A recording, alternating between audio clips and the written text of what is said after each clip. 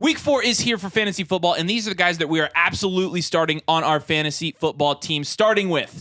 We're starting with Jahmyr Gibbs here. He's playing the Green Bay Packers, and their division rivalry. This should be a high-scoring game. And last week, we're starting to see Jahmyr Gibbs take over a little bit of a workhorse role. It's not what we expected, but he had 17 carries for 80 yards, and so he was pretty efficient, over 4 yards a carry. And seeing him get 17 carries is pretty encouraging, considering there's a lot of people who never thought he'd even get more than 6 or 7 yards per carry in a game, and he's done that every week so far. So he hasn't scored a touchdown, and that's why he only had 9.2 fantasy points last week. But we're going to bet that he's going to put this all together, right? He's had a week this year with 17 carries. He's had a week with 9 receptions. And if he's able to get a hybrid of that with, 10 carries, 5 receptions, and he's absolutely capable of that, he's definitely someone you want in your starting lineup. Imagine if he starts getting some touchdowns in there. Absolutely someone we're starting this week. I mean, at some point, we have to be right. We've been saying Gibbs is a must-start for the last 2 weeks, and we've been wrong. So at this point, we're just going to keep going until it happens. And of all the weeks for that to happen, that would be Joe Barry's defense, which is very bend but don't break. Don't allow the big play,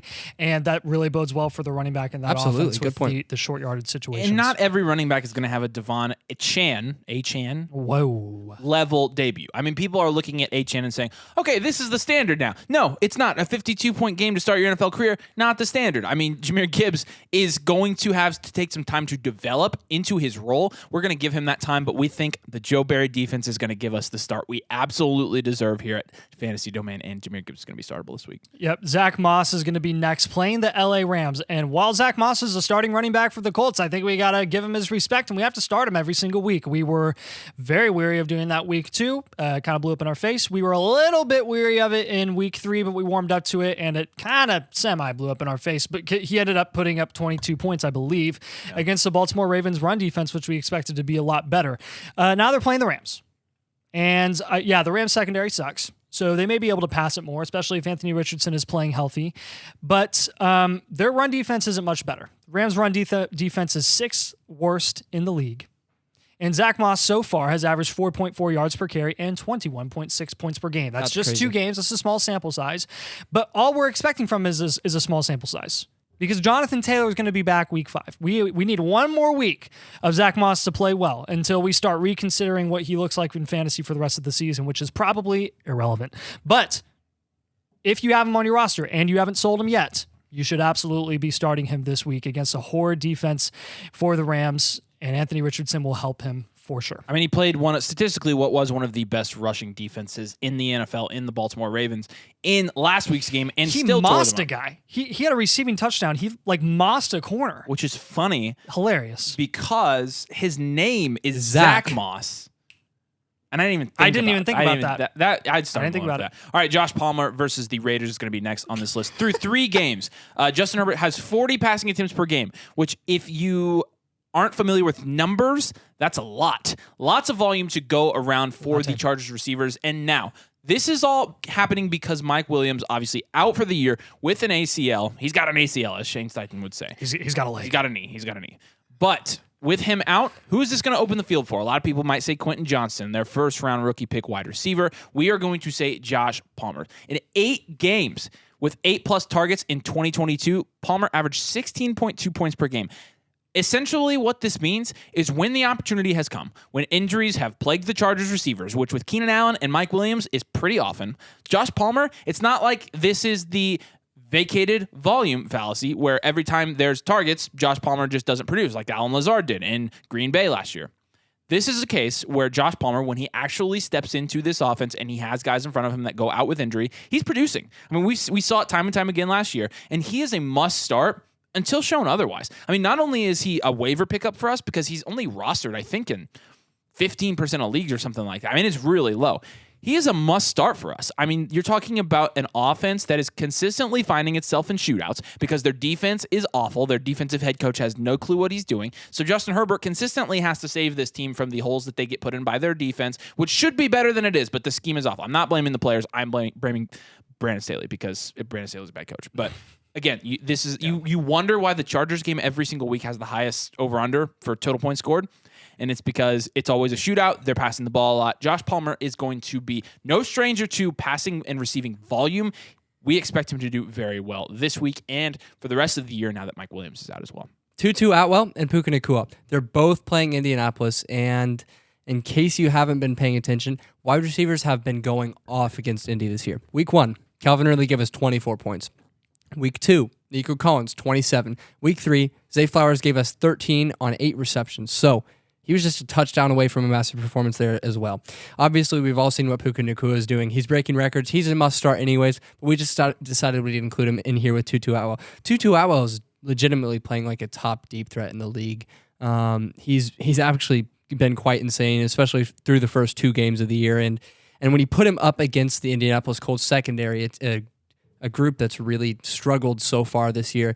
I think you're looking at Matt Stafford wheeling and dealing, and there's going to be some points going around in this game for the Rams receivers. And I don't have the targets in front of me, but not only has he been one of the premier deep threats, he's gotten a lot of targets for a deep threat. Yes. I mean, you talk about Marvin Mims, the guy that we say is a deep threat, but he's only getting 3 to 5 targets a game. I mean, there have been games where Tutu Atwell, I know for a fact, has gotten 8 week targets, 1 and right? 8 and 9 targets week 1 and 2. And they play tonight, so. Yeah, and if you like over-unders, the over-under right now for this game is 45.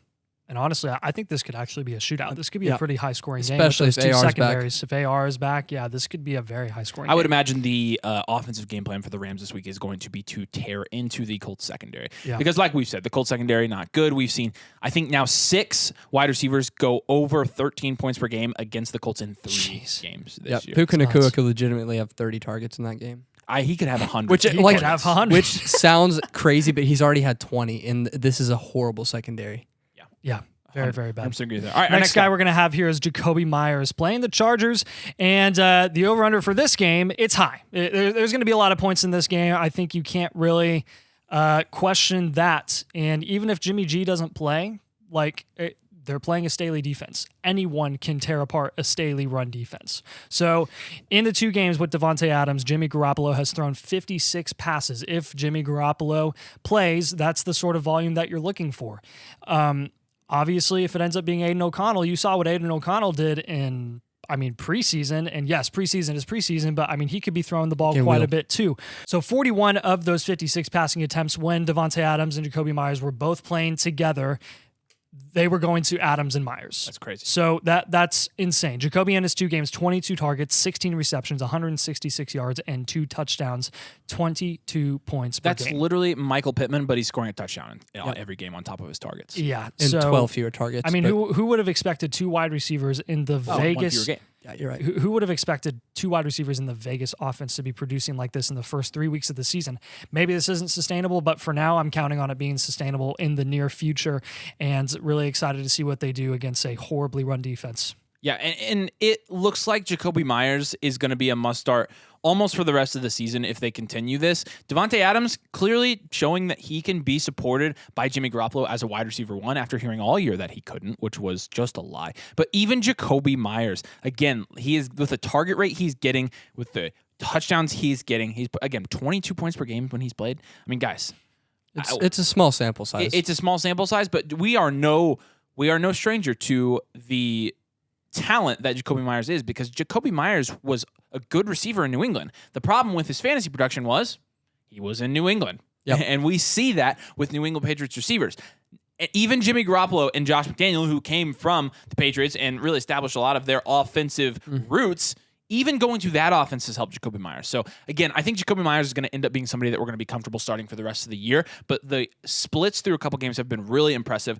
Adam Thielen is going to be next. The reason we're starting Adam Thielen this week again, and I say again because we started him last week as well, is because it's likely that Andy Dalton will be the starting quarterback for the Carolina Panthers this week. That is an important note, because we noted last week that if Bryce Young does not suit up and you have Andy Dalton, it's probably going to be better for all of the weapons in Carolina. And lo and behold, it was. And Adam Thielen, you saw, had 31.5 points in fantasy last week. And I saw something today that said a lot of his points were in garbage time, but I don't think that was true. I think his touchdown was within like a 1 or 2 score game. Time. That's not garbage There was time. really no garbage time in a 20 to 6 I don't think games. people. I don't think people know what garbage time is. If there was garbage time, in If that it game. was in a drive in the last quarter. And it wasn't. Like, he scores. Adam Thielen has been the obvious focal point in this Carolina offense, is my point. 23 targets over the past 2 weeks for 200 yards, 2 touchdowns, and 26 points per game. Well, we're not projecting that Adam Thielen is going to sustain 13 points per game the rest of the year. However, considering where you drafted him, which is like at the end of your drafts, if you drafted him at all and didn't get him off of waivers, or if he's still wavered in your league, this is a guy that, as long as Andy Dalton's out there, he can produce at a 10 points per game or more level. And we knew that going in. We drafted a lot of Adam Thielen in best ball drafts. Minnesota, not to mention, has struggled on defense this year. They've allowed 430 yards and 475 yards total over the past 2 weeks. And when you look at some of the production they have allowed from their receivers, from top receivers, Keenan Allen put up 47 points on them last week. He had 215 yards. Mike Williams put up 25. He had 121 yards, 7 receptions and a touchdown, and that was like, he also left the game early. Devonta Smith put up 23 points against them, 131 receiving yards, 4 receptions, and a receiving touchdown. I don't know how else to put it besides the Minnesota Vikings are going to give up points to a team's lead receiver. Adam Thielen is the lead receiver on this team. He's absolutely startable this week, and we are starting him everywhere. Okay, by split, though, both of his touchdowns did come in the fourth quarter. So, I mean, that is fair. They came in the fourth quarter. Whether it was garbage time or not, I'm skeptical of, because the Panthers kind of had a chokehold on that game. Looked to me like it wasn't garbage time. I was watching. Not a chokehold, but they had the game. And I mean, he had 7 receptions in the first quarter and 4th in the 6th. Are we expecting 30 points from Adam Thielen again? No. If he gets half that, is he a must start? Yes. And he'll probably get half of that this week. Case closed. Yep. Yeah. All right. I'm happy if he scores 12. Yeah. Yes. Yeah. Gabe Davis is going to be our last guy here.